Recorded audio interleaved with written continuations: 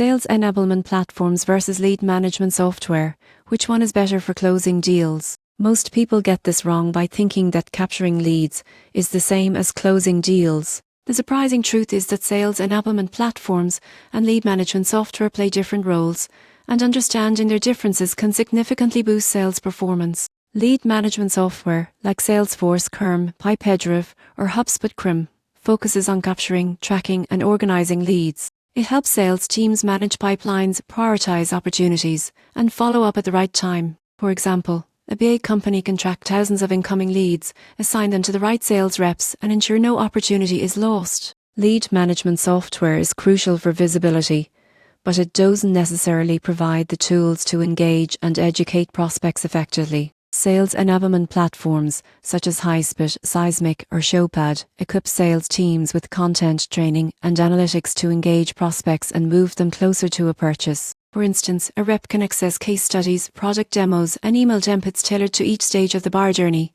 making interactions more personalized and persuasive. Enablement platforms focus on improving the quality of engagement rather than just tracking leads. The key difference is management versus enablement.